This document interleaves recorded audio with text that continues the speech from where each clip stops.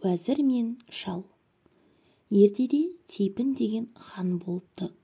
Ханның Мүбәрәк дейтін уәзірі болыпты.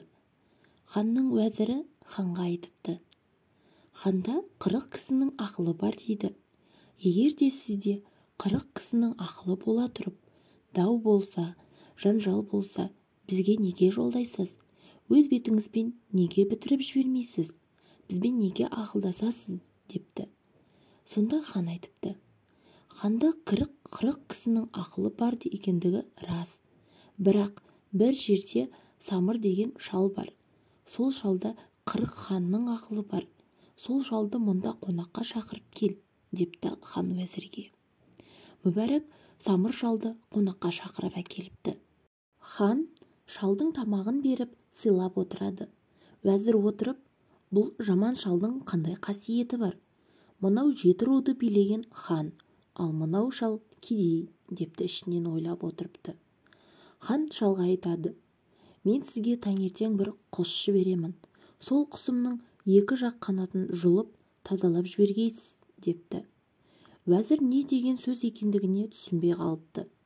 Шал ханға айтыпты: хан, мен 5-ке 1-ді қосып 6 қылып, таңертеңнен кешке дейін алтын соққанда 32-ге жеткізе алмаймын-ау, депті.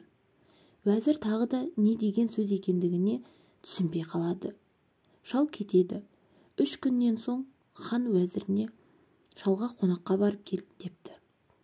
Уәзір келсе, жаман үйі бар. Үсті-басы күйе-күйе. Шал барын береді. Кеңесіп отырады. Самыр шалға уәзір айтады: сізге менің бір сұрауым бар, дейді. Шал: сұраңыз, дейді. Кеше сізге хан таңертең бір құс жіберем, сол құсымның 2 жақ қанатын жұлып тазалап жібер, деп еді. Сол не сөз? дейді. Шал сөзі: балам, мен кедей адаммын ғой. Сонымен күн көріп отырайын.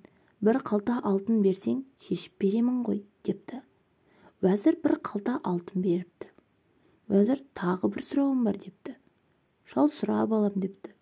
Сіз кеше ханға 5-ке 1-ді қосып, 6 қылып, таңертеңнен кешке шейін алтын соққанда 32-ге жеткізе алмай жүрмін-ау, деген сөзіңізге түсінбей қалдым-ау, депті. Шал: балам, мен кедей адаммын ғой. Ақылыммен күн көріп отырған. Бір қалта алтын берсең, шешіп беремін ғой, депті. Тағы бір қалта алтын беріпті.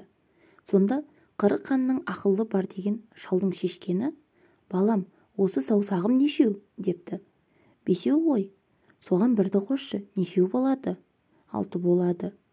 Ендеше таңертеңнен кешке шейін жұмыс істегенде тапқан таянғаным ішіп жегеніме жетпейді деген сөзім еді. Ал ханның таңертең бір құс жіберемін, сол құсымның 2 жақ қанатын жұлып тазалап жібер дегені ол мынау құс. Сен 2 қалтаңды тазалап сыпырып алдың ба?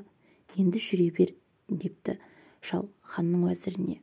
Сонда барып уәзір шал да 40 ханның ақылы бар екендігіне сенген екен.